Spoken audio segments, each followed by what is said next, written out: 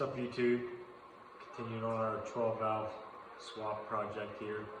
One thing I noticed that not a lot of people talk about in any YouTube videos that I've seen is they talk about wiring, and it's very simple.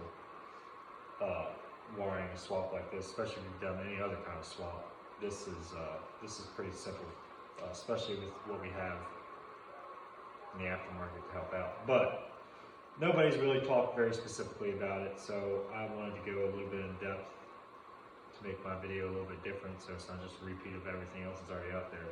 Basically, you only need a few things from the Dodge side, if you have that, and if I'm using the swap helper, intake heater control module, and swap helper, tack helper, I think they call it. Those two products make the wiring very easy. They have really nice instructions with them. Their modules do all the thinking for you. You just solder wires together and make the loom look good. But to make that even easier, you'll need a few things from the Dodge, the female side of the tack connector and harness.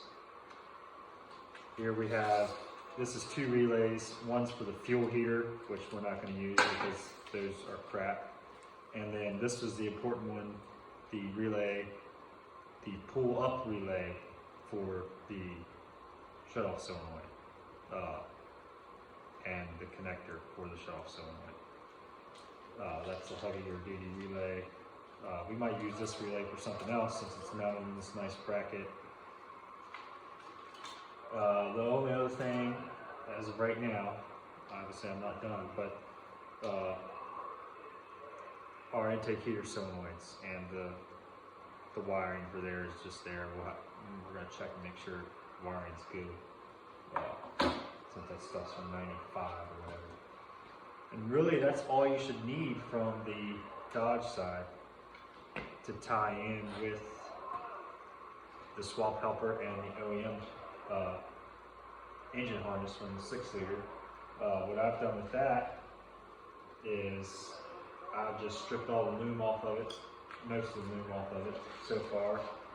I'm going to tie in these things in the swap helper and make sure everything works, and then eliminate everything I don't need off of this harness as clean as I can make it look,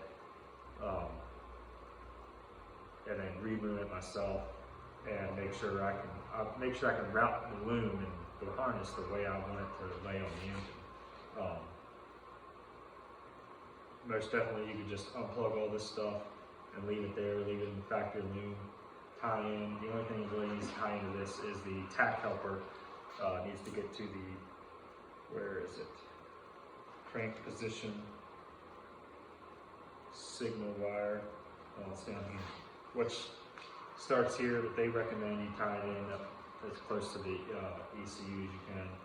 So, I mean, essentially you could just tie into that down here and leave the rest of the harness alone and just zip tie everything out of the way.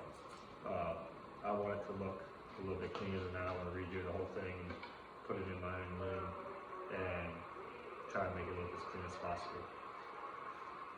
So I'm going to try to keep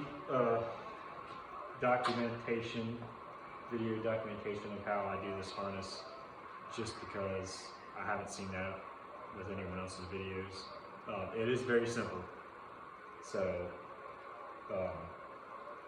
but I'm sure people will watch it. So thanks a lot.